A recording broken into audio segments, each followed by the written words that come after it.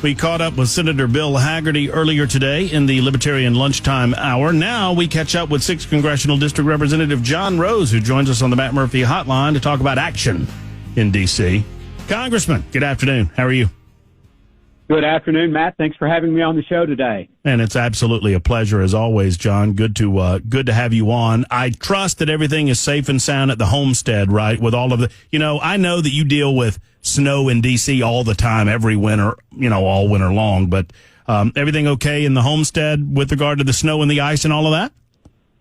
Well, yeah. If you're asking me about my home back in Cookeville, yeah, yes. I think so. My boys are my oldest son. He's in kindergarten, so he's enjoying being off of school, and they're playing in the snow. I got to play with them in the snow a little bit on Tuesday morning because my flight got canceled and I couldn't come up here. So we had a pretty good time. I guess it was Monday or Tuesday. Yeah, Tuesday morning, and so all is good. That's good. It's good to hear. Let's talk about things that are not so good, like the southern border and budgets and these types of things. Obviously the Biden administration continues to attempt to convince the American people that the southern border is not an ongoing issue. How far do you believe the Republicans in the House of Representatives are willing to go to hold the Biden administration to account for what they're not doing more than what they are doing on the southern border when it comes to money and budgeting? Obviously, this is back on the table. We kind of kicked the can in December. I think these two issues are very interrelated because if we expect for the Biden administration to do anything about the flood of illegal aliens coming across the southern border, we got to hold the purse strings tightly in the House. Talk to me about it. Sure. Well, I agree completely about the disaster at the southern border. The Democratic Party and President Biden and his administration, they've just lost their minds with respect to what they're doing at the southern border. It's intentional, though. I mean, it is his policy, so we shouldn't confuse that somehow they need new resources or new legislation in order to get that under control. This is intentional by President Biden and his administration, so just always important to keep that in mind.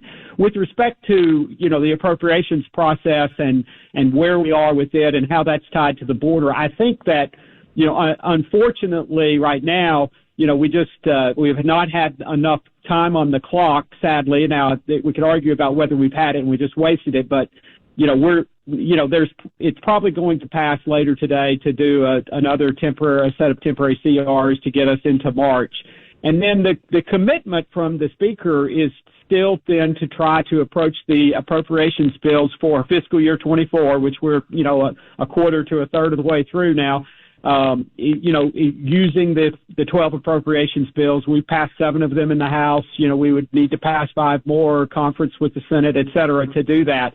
I think in that process, there will be an attempt to make the border a key element to get the provisions that we want that would force the president to enforce the current law and give him new tools to use that he would be forced to use. So I think that's kind of where that stands. Where I think the real issue here about the border is going to get framed, though, is with the request from the Biden administration for more funding for Ukraine. That, I believe, the Speaker has made clear. I don't think the House is going to provide, the Republican majority in the House is going to provide additional Ukraine funding unless the president addresses the border. And we can't take his word for it. So it's not going to be a handshake deal. Even though he has all the tools he needs, I think you'll ultimately see legislation put in place that forces the 46th president to do his job, to uphold his oath to the Constitution, to enforce the Constitution, and that's unfortunately what's going to have to happen in order to get this problem at the border solved. John Rose, our guest, a 6th Congressional District Representative in Tennessee. John, can you help me understand, this is a dangerous game that I'm about to play with you, but can you help me understand the Democrat position or the president's position on Ukraine funding? They don't want any accountability through the halls of Congress. They don't want any accounting or auditing of the monies already spent, the billions and billions and billions of dollars already spent.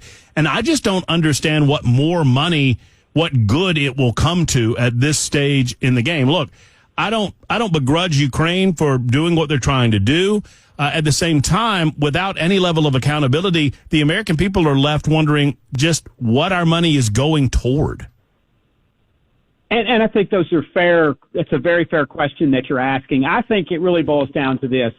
President Biden's failed policy internationally with how we deal with challenges around the world is what led to Ukraine. I think he understands that.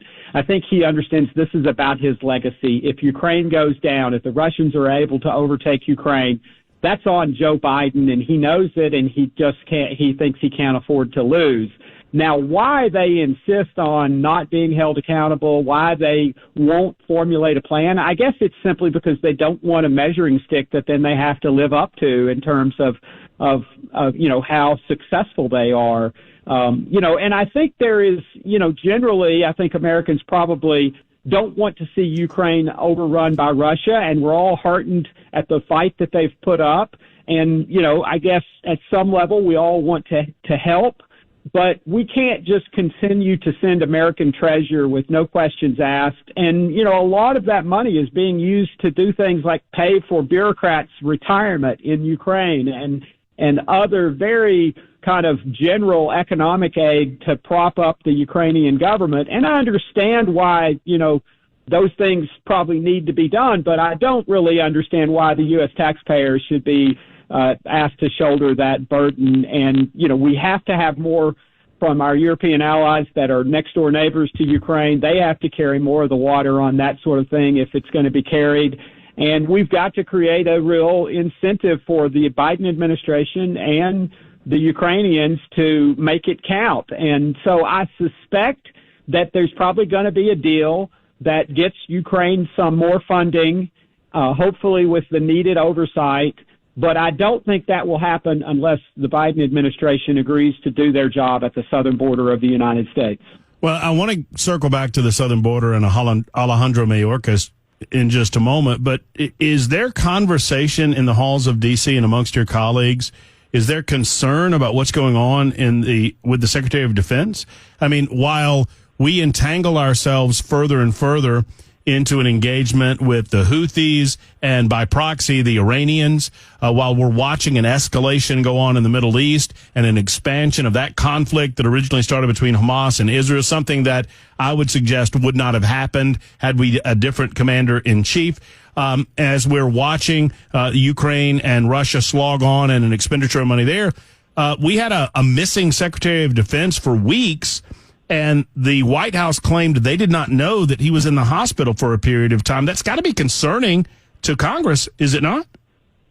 Absolutely, it is. And I think it underscores the manifest problems with this administration and the people that the president has surrounded himself with. I voted, the secretary had to have a waiver in order to get to be secretary. I voted against that at the time because I thought that, he was too close to the military and didn't meet the criteria for having distanced himself from being a flag officer in the military. So I think I think this just underscores that he was not up to the task and that he doesn't understand the gravity of the situation, and the fact that he was trying to be unavailable and not tell the president that, the fact that the administration didn't have in place a system to keep up with that, the fact that they haven't taken decisive action even now.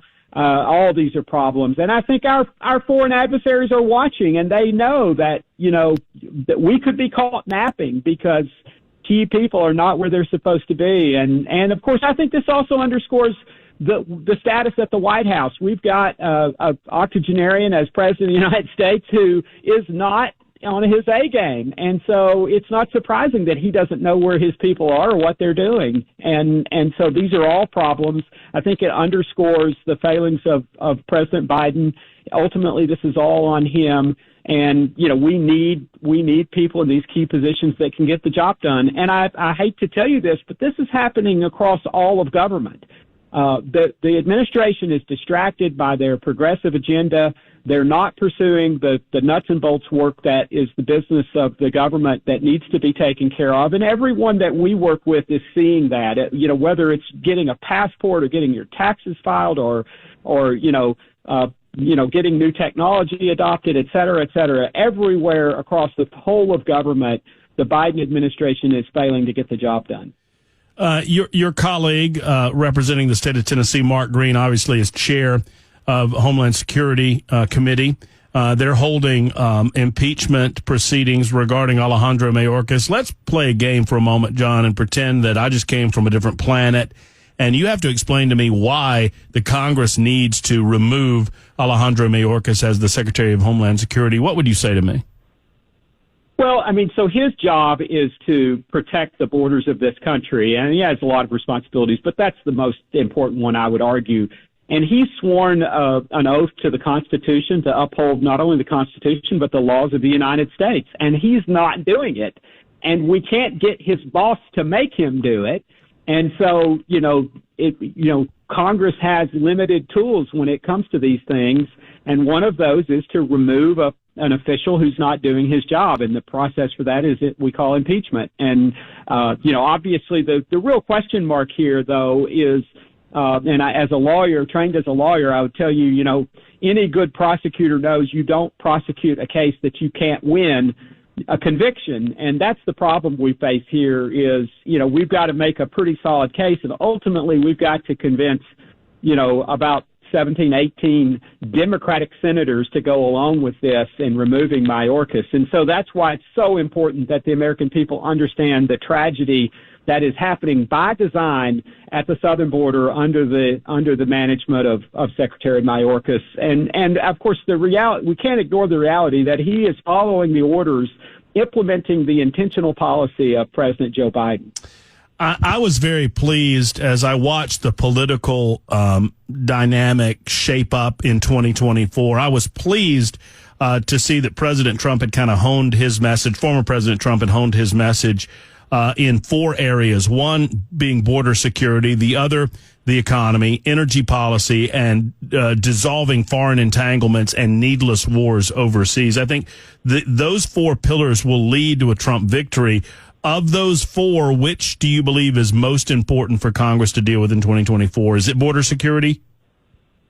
I think so. I mean, it's hard not to look past the economic situation, the government spending, the debt deficit. I mean, those things are probably even more important, frankly. But I think there's no issue that's like screaming for an immediate solution like the border. When you have 406 people an hour on average coming across the border, almost 10,000 a month, when you have the previous month 302,000 people come into the country illegal, more than the population of Knoxville, Tennessee.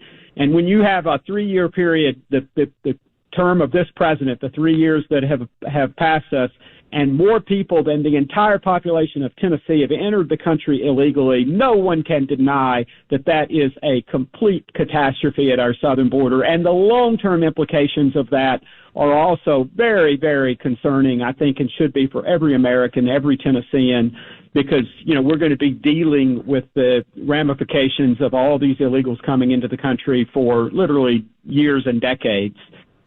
Congressman John Rose with us for a few good moments. John, we appreciate everything that you do in Washington, D.C. to bring some physical, financial, and otherwise sanity to the process, and we appreciate you speaking to the people of the 6th Congressional District and more broadly to Middle Tennessee, and we'll do it again very soon. Thank you, Matt. It's a great honor to represent the people of Tennessee. Take care there, John. There's John Rose, Congressman Rose, representing the 6th District, and always good conversation with John.